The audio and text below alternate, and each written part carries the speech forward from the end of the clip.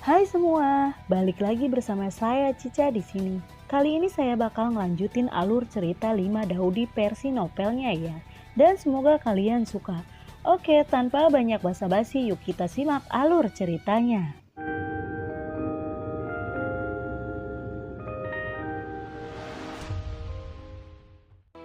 Di cerita sebelumnya ketika sekelompok monster terbang mendekat, Xiaoyan melihat dengan jelas bahwa itu sebenarnya adalah gagak darah.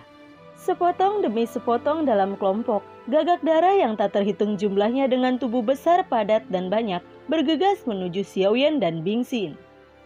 Melihat kumpulan gagak darah yang padat, ekspresi Xiaoyan dan Bingxin berubah.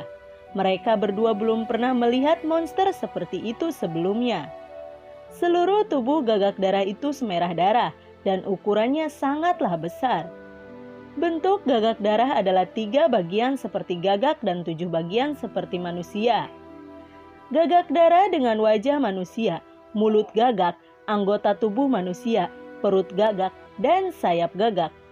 Ini adalah binatang terbang dari domain iblis, gagak darah. Gagak darah adalah sejenis binatang ajaib tingkat tinggi yang biasanya suka menghisap darah orang, terutama darah seorang gadis.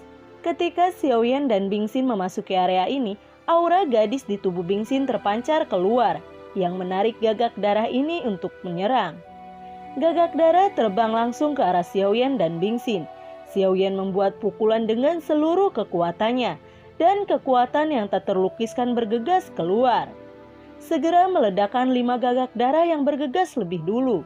Gagak darah pecah berkeping-keping, namun gagak darah di belakangnya bergegas ke arahnya tanpa takut mati.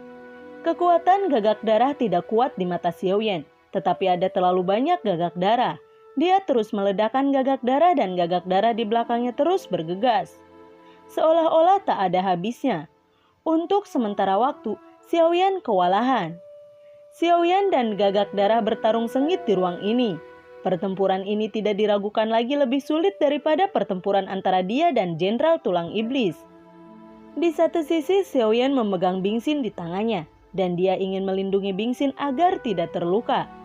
Di sisi lain, gagak darah ini menyemprotkan kabut darah dan garis darah. Kabut darah dan garis darah yang disemprotkan oleh gagak darah sangat beracun, dan tidak dapat disentuh sama sekali. Gagak darah ini dapat melarikan diri dengan memanfaatkan lingkungan sekitarnya. Gagak darah melarikan diri dalam kabut darah ini, menyembunyikan sosoknya, kemudian meluncurkan serangan secara tak terduga kepada Xiaoyan. Sebagian besar gagak darah ini setara dengan kekuatan Kaisar Dou. Di antara mereka, ada beberapa gagak darah yang setara dengan kekuatan Dou Xian. Gagak yang setara dengan kekuatan Dou Xian meluncurkan serangan panik pada Xiaoyan. Tidak mudah bagi Xiaoyan untuk membunuh mereka. Di ruang berwarna darah, bayangan darah melonjak, dan gagak darah yang tak terhitung jumlahnya meluncurkan serangan tanpa akhir ke arah Xiaoyan. Api membelah penguasa gelombang. Xiaoyan menggenggamnya di telapak tangannya, dan penguasa abadi api abadi dengan cepat mengembun di tangannya. Kemudian dia membawa momentum yang mengerikan dan menebas ke depan. Duar! Penguasa panjang menabrak kehampaan, membuat suara keras dan gelombang api mengerikan tiba-tiba menyapu. Dan gagak darah yang tak terhitung jumlahnya langsung dibakar menjadi abu oleh api mengerikan. Sungai darah di bawah juga terbelah menjadi 2 bagian, dan gelombang darah naik ke langit. Satu putaran gagak darah terbunuh, diikuti oleh putaran lain dari gagak darah yang menyerang lebih kuat. Satu demi satu garis darah menembak ke arahnya terus-menerus. Garis darah itu mengandung kekuatan yang sangat menakutkan. Garis darah saling bersilangan dan menyerangnya seperti jaring darah. Xiaoyan tidak bisa menghindarinya. Mata Xiaoyan menjadi dingin, dan penguasa kuno api abadi bergegas keluar dengan liar, diikuti oleh telapak tangannya dan sidik jari besar yang cerah melesat keluar. Di mana penguasa kuno api abadi yang berbeda lewat, beberapa gagak darah segera dibakar menjadi abu. Penguasa kuno abadi api yang berbeda dan mudra besar membuka jalan di depan. Xiaoyan mengikuti penguasa kuno Yu Huang dan terbang dengan cepat ke depan. Selama pertempuran dengan gagak darah, Xiaoyan telah mengamati Dan dia tiba-tiba menemukan bahwa alasan mengapa gagak darah tak berujung terus muncul adalah karena sungai darah. Setiap kali Xiaoyan membunuh seekor gagak darah akan terbang keluar dari sungai darah. Karena itu kunci dari semua ini terletak di sungai darah, dan pasti ada keanehan di sungai darah. Saat Xiaoyan terbang ke depan, dia mulai terus memukul teratai api dan kemudian melemparkannya ke belakang. Bom bom bom bom bom bom. Xiaoyan terus menciptakan teratai api dan melemparkannya ke sungai darah di belakang. Gelombang darah di sungai darah melonjak ke langit dan berubah menjadi hujan darah. Darah di sungai darah dibakar menjadi ketiadaan oleh nyala api yang panas. Dan darah di sungai darah berkurang dengan cepat.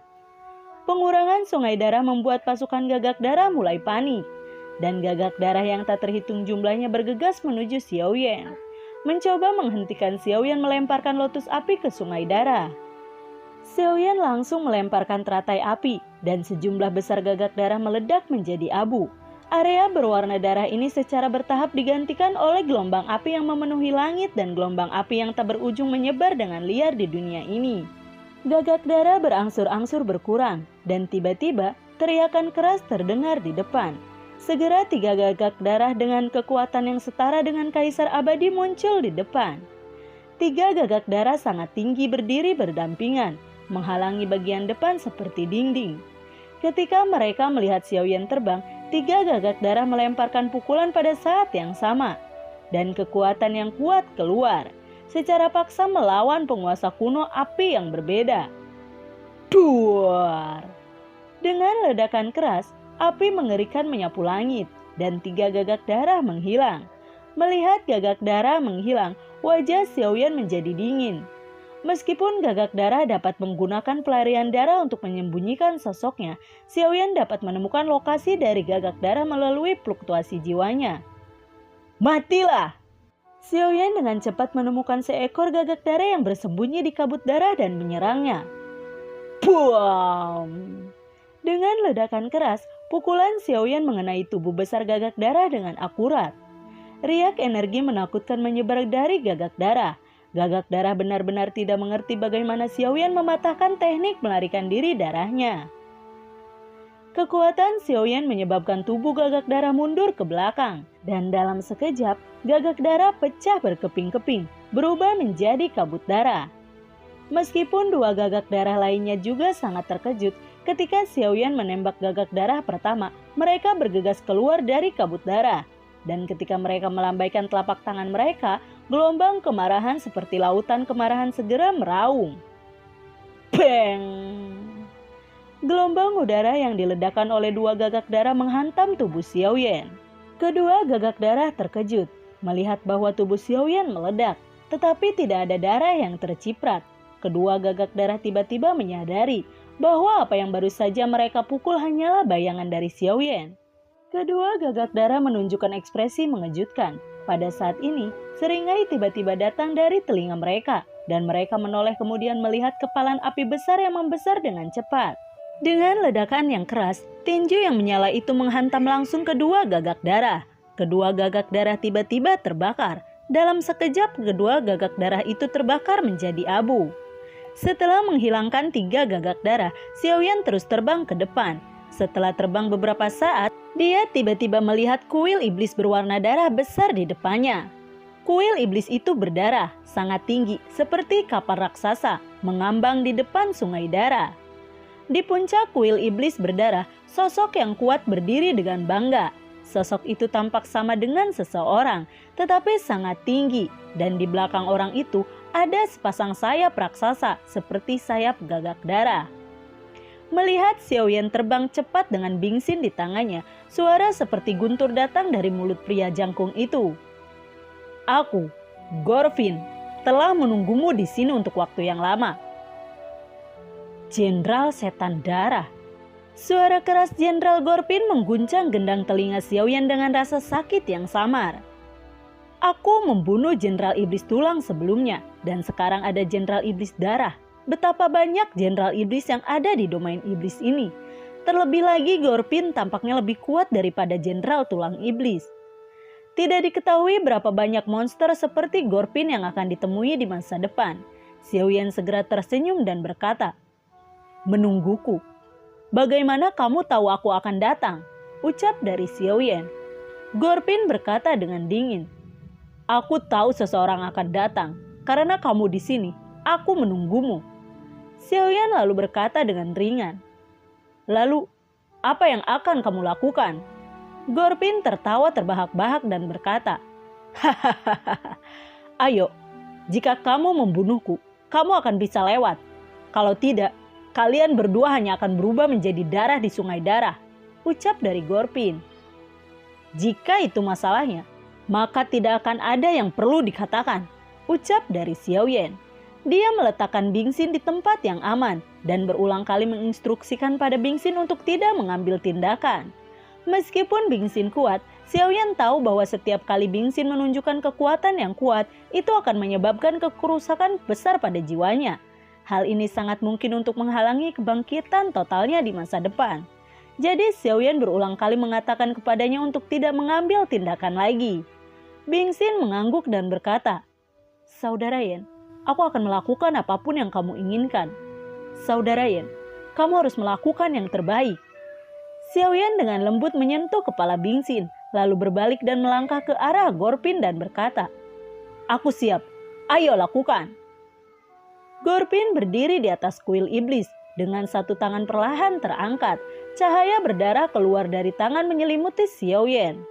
Xiaoyan memegang penguasa kuno Yi Huaheng di tangannya, kemudian menebas ke arah cahaya darah yang ganas.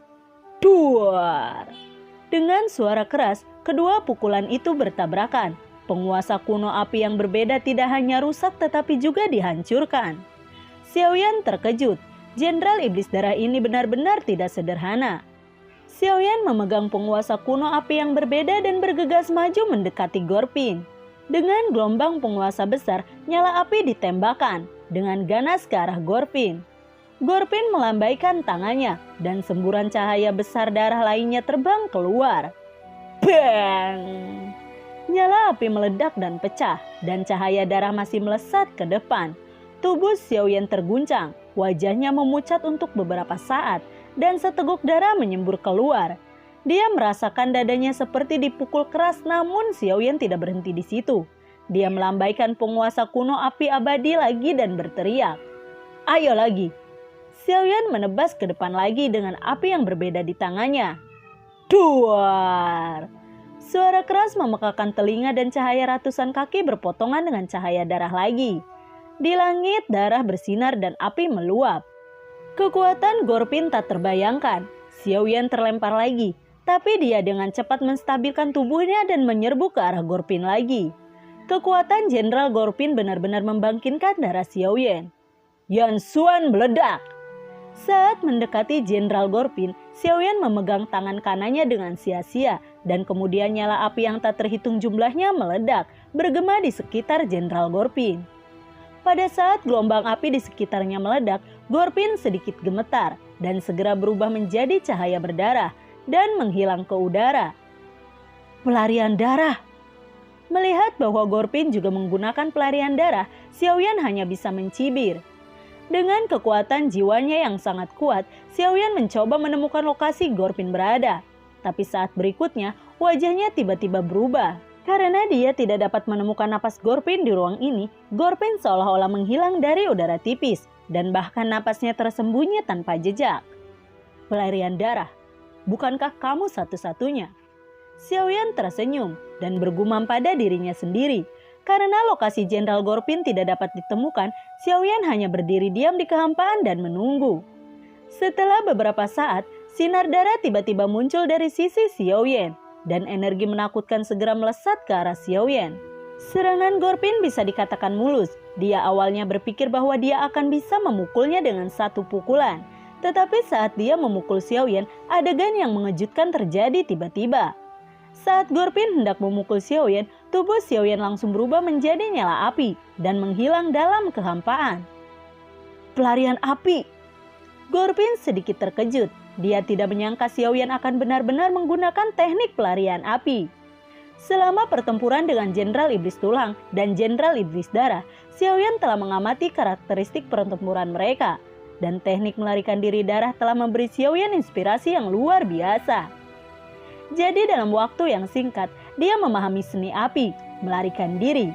Selama pertempuran dengan Gorpin, teknik pelarian apinya akhirnya berguna. Gorpin berdiri diam di dalam kehampaan, mencoba menemukan posisi Xiaoyan. Tapi dia kecewa, Xiaoyan tidak menyembunyikan jejak apapun di kehampaan, seolah-olah dia benar-benar menghilang. Wush! Api diam-diam menyembur keluar, sosok Xiaoyan langsung menyala. Xiaoyan memegang teratai api seukuran telapak tangan di tangannya, kemudian menembak ke arah Gorpin. Teratai api meledak dengan ledakan, dan gelombang kejut api yang tak terlukiskan menyapu dunia. Meskipun pada saat teratai api meledak, Gorpin ingin menggunakan teknik pelarian darah untuk melarikan diri, tetapi gelombang kejut yang disebabkan oleh ledakan teratai api langsung membuatnya menjauh keluar. Meskipun Gorpin tidak menderita banyak kerusakan, dia merasa kehilangan muka. Dia langsung marah dan mencari Xiaoyan untuk membalas dendam. Tapi saat ini Xiaoyan sudah menggunakan teknik pelarian api untuk menghindarinya. Gorpin menunggu dalam kehampaan untuk sementara waktu, tetapi tidak melihat Xiaoyan muncul. Pada saat ini tiba-tiba 5 teratai api dilemparkan dari segala arah dan meledak pada saat yang sama. Kekuatan yang dihasilkan sangat menakutkan. Ruang di sekitarnya hancur dan berubah menjadi ketiadaan. Dunia ini benar-benar direduksi menjadi lautan api. Api tak berujung membakar langit dan melahap bumi. Kabut darah di udara benar-benar terbakar menjadi ketiadaan. Dan sungai darah di bawah menghilang dengan cepat. Kuil Gorpin di kejauhan langsung runtuh dengan ledakan keras. Kuil Gorpin berubah menjadi debu dan jatuh ke sungai darah di bawah. Ledakan teratai api juga secara langsung menyebabkan Gorpin terlempar, menyebabkan Gorpin menderita beberapa luka, namun luka-luka itu tidak fatal. Melihat kuil Gorpin dihancurkan, Gorpin sangat marah. Dia menyapu Bingxin seperti kilat. Dia tidak bisa menemukan Xiaoyan yang telah menggunakan pelarian api, jadi dia menggunakan metode ini untuk memaksa Xiaoyan muncul. Ketika Gorpin hendak mendekati Bingxin, kilatan api tiba-tiba melintas di depan Bingxin. Xiaoyan melintas, dan pada saat yang sama dia berteriak, "Bingxin, mundur, biarkan aku berurusan dengannya." Xiaoyan menyatukan kedua tangannya, dan energi tak tertandingi tiba-tiba melonjak keluar. Buam! Kedua belah pihak saling bertarung dengan seluruh kekuatan mereka, dan fluktuasi energi yang mengerikan bergulir dengan liar. Pada saat ini Xiaoyan memegang segel di tangannya, dan pola keluarga emas mulai digariskan di dahinya. Garis klan di dahi Xiaoyan dibuat dalam sekejap, kemudian sinar cahaya keemasan keluar dari dahi Xiaoyan. Pada saat tanda klan penciptaan muncul, aura Xiaoyan langsung melonjak. Demigod adalah tahap yang sangat diperlukan antara melawan makhluk abadi dan melawan dewa. Memasuki alam setengah dewa sama dengan melangkah ke alam dewa dengan satu kaki. Hari ini setelah membuka pola klan ras dewa penciptaan, Xiaoyan mencapai alam setengah dewa secara kebetulan. Ini adalah kesempatan bagi Xiaoyan dan juga keberuntungan bagi Xiaoyan. Tanda klan dari klan dewa penciptaan. Melihat tanda klan emas di dahi Xiaoyan, Gorpin menunjukkan ekspresi heran. Yang lebih mengejutkan Gorpin adalah bahwa Xiaoyan telah mencapai alam setengah dewa setelah membuka pola klan ras dewa penciptaan. Xiaoyan telah mencapai alam setengah dewa secara langsung melampaui auranya. Setelah mencapai alam setengah dewa, Xiaoyan merasa sangat kuat pada saat ini dan kekuatan di tubuhnya melonjak. Keyakinan Xiaoyan meningkat pada saat ini. Dia tidak lagi takut pada Gorpin dan segera muncul di depan Gorpin. Semburan cahaya suci ditembakkan dari tangan Xiaoyan dan kekuatan yang besar melonjak keluar. Ini adalah kekuatan suci yang hanya dapat ditampilkan oleh kekuatan tingkat dewa. Xiaoyan segera menunjukkan kekuatan besar. Wajah Gorpin menjadi dingin dan sinar cahaya berdarah keluar dari tangannya. Begitu cahaya berdarah bertemu dengan kekuatan suci, mereka tiba-tiba runtuh dan kekuatan suci masih melesat ke arah Jenderal Gorpin. Gorpin merasa ketakutan dan dengan cepat melemparkan teknik melarikan diri berdarah, mencoba menghindarinya. Tapi Xiaoyan sudah lama menduga bahwa Gorpin akan mengambil langkah ini. Xiaoyan segera muncul di samping Gorpin. Duar! Dengan ledakan keras, Gorpin ditinju oleh Xiaoyan dan Gorpin terbang terbalik. Xiaoyan menunjuk satu jari dan garis api keluar langsung membakar darah menjadi ketiadaan. Bom, bom, bom, bom, bom, bom, bom. Xiaoyan terus menggunakan teknik pelarian api dan dia terus menghancurkan Gorpin pada saat ini. Gorpin dianiaya secara brutal oleh Xiaoyan dan ketika Xiaoyan hampir mengalahkan Gorpin, Xiaoyan tersenyum dan berkata, "Sudah waktunya untuk mengakhiri." Bang! Xiaoyan memusatkan semua kekuatan di tangan kanannya, lalu membantingnya ke tubuh Gorpin. Dengan suara keras, tubuh Gorpin langsung hancur, berubah menjadi hujan darah. Xiaoyan meraih relik darah di udara dan mengambil relik darah di tangannya. Setelah mengumpulkan peninggalan darah, garis klan di dahi Xiaoyan perlahan menghilang. Saat garis klan menghilang, rasa lemah yang belum pernah terjadi sebelumnya memenuhi hatinya.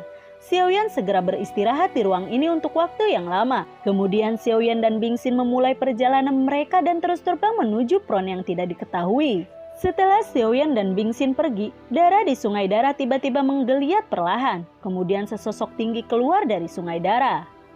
Pemuda ini sangat menarik. Melihat ke arah di mana Xiaoyan dan Bingxin menghilang, sosok tinggi bergumam pada dirinya sendiri. Sosok tinggi dan memiliki sepasang sayap berwarna merah darah di belakangnya. Itu adalah Jenderal Iblis Darah yang baru saja bertarung melawan Xiaoyan. Gorpin belum mati. Lalu, bagaimanakah kelanjutan ceritanya? Nantikan video Cica selanjutnya ya. Jika kalian suka akan alur cerita yang Cica bawain, kalian bisa like, komen, share ke teman-teman kalian ya. Cica ucapin terima kasih juga buat kalian yang udah mensupport Cica lewat link Saweria di bawah kolom deskripsi. Dan semoga sehat selalu ya buat kalian. Cica mohon pamit dan assalamualaikum, dadah.